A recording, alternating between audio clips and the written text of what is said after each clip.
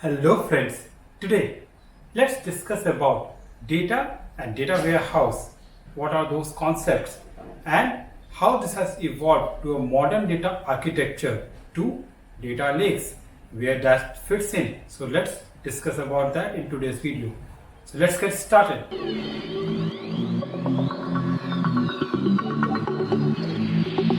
Okay, so let's start with the basic. Let's first understand what is database. Okay, every company needs some sort of storage system to store the information which they are collecting across their business. Okay, it could be a sales information, it could be a customer information, it could be any information. That piece of information needs to be stored somewhere, and the tools and technologies provided to store that information in a format or manner so that they can be used is called database. You can assume database as a system to store a piece of information. So I am calculating the piece of information as employee ID 1, 2, 3, employee name and employee age. This is the information. Now to store this information, we need a framework or we need a tools or technology to store the information so that in future if I want to retrieve this information, I can retrieve it. So database are the group of those tools and frameworks which provide you the way to store all this information. Okay, so this is what's called database. Okay. So now let's talk about data warehouse. What is data warehouse and why it's needed? So if you assume any bigger organization will have lot of different databases, like they have database to store the transactions, they have database to store the sales information, they have database to store the customer information, lot of different source systems or different frameworks or tools to store those information. Okay, whenever you go and do a transaction, it is getting stored in digital format back into a database. Okay, so I can name few database as well, like you can assume as MySQL, Oracle, DB2. These are different database technologies where store all this information. So assume in a big organization, we have different type of database. For sales,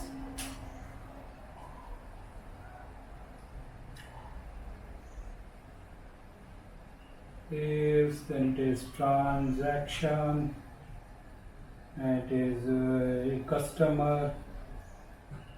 Okay, so all this information is being stored in different databases.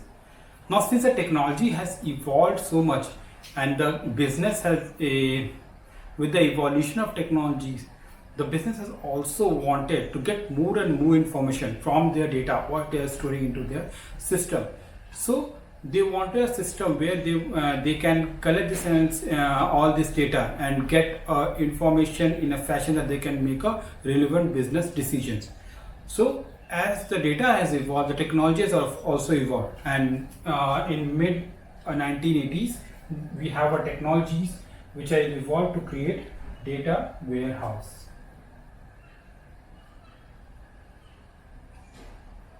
Data warehouse is a place where you store all this information, and this information is getting stored at one place. So data warehouse is a collection of different databases at one place, so that you can do analytics on top of it. You can find information from it, you can find business insights.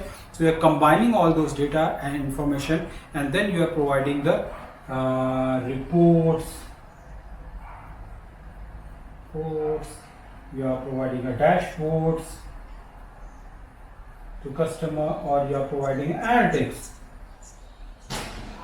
Okay, so there are different use cases of this data warehouse, and the data warehouse technology has evolved so much that it has created the curated content or created the organized in a governance manner so that you can easily access or easily rely on that database or on that data warehouse. So data warehouse we can assume as a source of truth for all the data which is coming in. Okay, so you have the technologies has evolved so that the things in data warehouse can be easily accessible for data analysis in a low latency manner, or in a manner that it can be useful for getting a business insight in a quicker manner. Okay, so when if I can mention about that what are things which comes in data warehouse.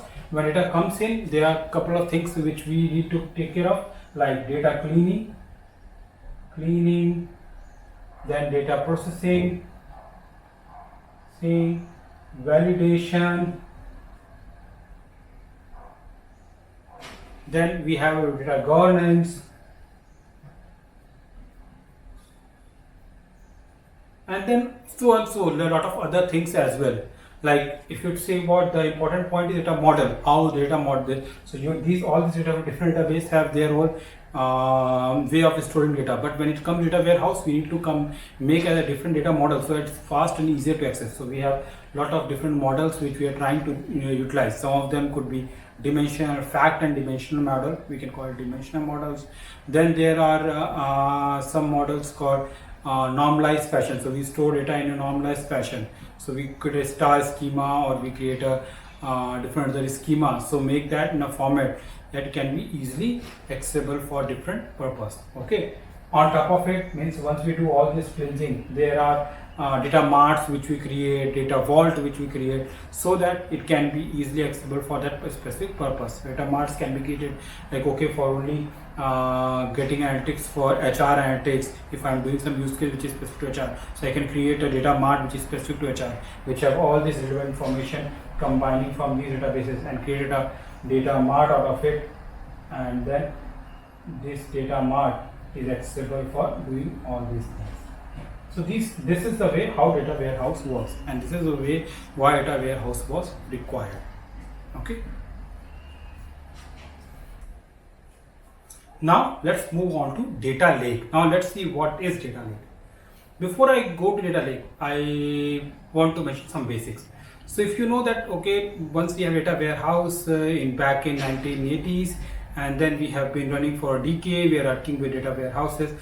Still now data warehouse very relevant, very useful till now. But with the change in technology, with the way of the data getting created, the data has grown 100 times more than that, and the variety of data. Like previously you were generating just that operational data, the data which is very structured and all, but now the variety of data has increased a lot with Facebook and with Twitter and Instagram, all these different technological innovations. The data is getting generated in a very fast manner. Everyone which is taking mobile is generating a data. When you're talking to mobile, or when you are doing SMSs, every time, every action, you are creating data.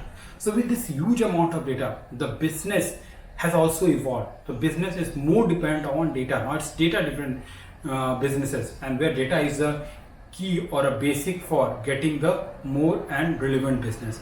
So with this evolution, good thing happened that the technology has also evolved. It has evolved to provide a way to process all this data, but we need some more technologies, some more frameworks to handle this amount of data, so that it can be taken care for a good use. Data warehouse was not capable enough to do those type of processing, or to do those type of latency or analytics which business was looking for.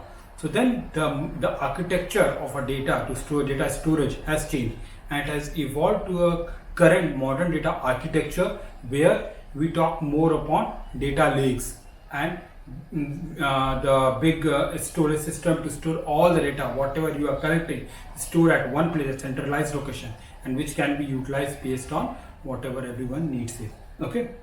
So if you go on the name of data lake is a place, it's a lake where you can bring every information, whatever you wanted, and put into here.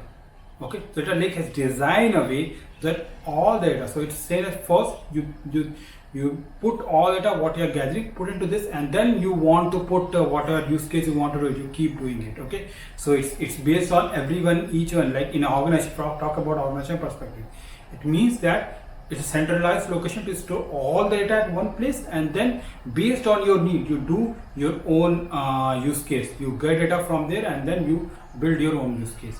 So if you talk about data lakes, so it takes data from external source system, it takes data from internal source system, operational data, data.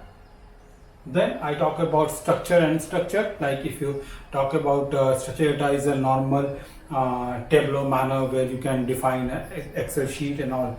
Okay, so this is called structure data. But when I talk about unstructured data, it could be like a tweets or like a text, like a PDF files, or like a, something written in text and you wanted to analyze this. So those are called unstructured data. So data lakes also provide a way to store all those unstructured data as well. So when I talk about unstructured. Similarly, they are semi-structured databases. So when I talk example, we can give an example of like XML. So it's not totally structured manner. It's just semi-structured. JSON files. All these are semi-structured. So this is also can store into the data lake. Okay, all this information go back to the data lake. Data lakes provide the way to ingest all this information into a system and then provide a curated data, or even if you call it, or data which is required for reporting. So you can build your own use case to do a reporting, to do analytics, to data science, to do a machine learning. So I'll give a basic architecture for data lake. When data comes in, we have multiple layer where data do a ingestion. Then you have different call process. You ingest data, you process data, you have a different type of way that you clean processing. You can clean the data, you can do a validated data, do a validations, you can do processing, all different sort of things you can do it on here, and after it is done you can give it for the reporting. As simple as it. Ingest, process and report. Okay, all these things, and then it can be going to the users. Okay, so this is the way. On top of that, there are a couple of things like called governance. You can provide the governance, so you can govern that where data comes in. It's like a metadata information, data about data. Those information you need to store it, and you have to put governance on that. Else, data lake will become like a ungoverned data place where we don't know what data it is. Okay, so it's very important to put governance in data which is getting stored into data lake, and that governance can be put based on the metadata, generating different catalogs or data what we are storing it. Okay, that's what we call it, data governance, and then we have security and all those things. So all these things in it. The data lake is a way to store all this information and provide value to the customer. So there can be an end user, there could be a data scientist. So data scientist, which is just getting information on this raw data which is getting stored. So raw data which is ingested from here, and then data scientists can just work on raw data. Business users can just work on reporting layer. Then there are other users which we just need to do another use case on top of this process data. So all this use case can be taken care by the data lake. Now, why data lake is so beneficial, or what the major changes, that when you talk about data warehouse, you have to first design the data models, that what I want to store, how I want to store, how would I need to make it, and then you want to go and design and make a tables accordingly. But data lake, the things has been changed. It is first store data, and then whatever you want to do, you can use in your manner, or you can use in your own fashions, whatever you wanted. Okay, that's why it is a schema on read. Means once you have data, you put a schema on top of it. Whereas data warehouse is like you have a schema on write. First you have to define the schema, and then you write tables into the data warehouse. So this is different in data lake and data warehouse. Now, can we think that these both can stay together, or do we need a data lake? Is it like we have evolved to a position that we can discard data warehouse? No. As of now, it's not mature enough to go to the position that it will just take away data warehouse altogether. We must say that based on the researches and based on the new studies, we say that data warehouse and data lake would stick together, will complement each other, and then get the benefit of best of both the worlds. Okay, so how it will be, where it will lie to architecture, I'll tell you. So data warehouse, enterprise data warehouse can be think as a subset of data lake.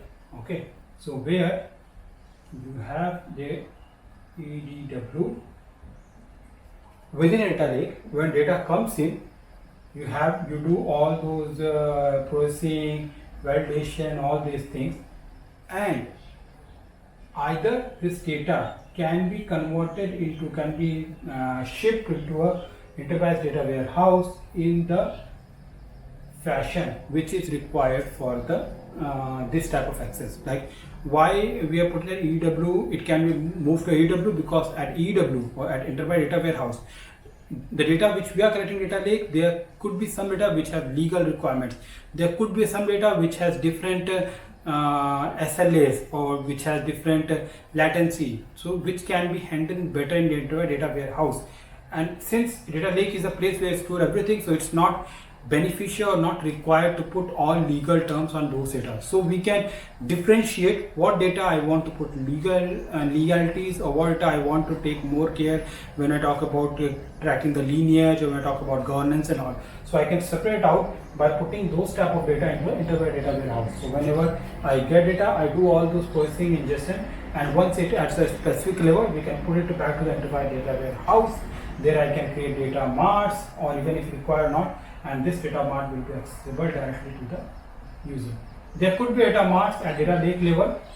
Data mart, so this might not require any restrictions. Okay, restrictions from legal. Okay, so this data you can do anything whatever you wanted for usage, but you can put some, if you have a legal restriction, like if you have in